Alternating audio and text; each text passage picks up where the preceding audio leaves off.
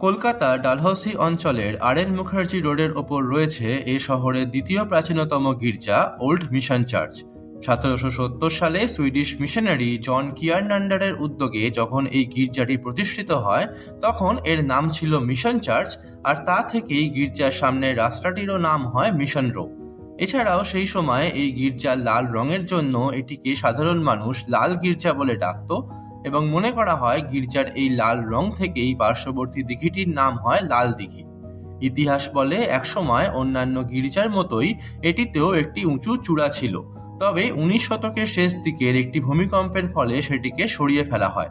শতাব্দী প্রাচীন এই চার্চটির সঙ্গে জড়িয়ে রয়েছে আরও একটি ঐতিহাসিক ঘটনা।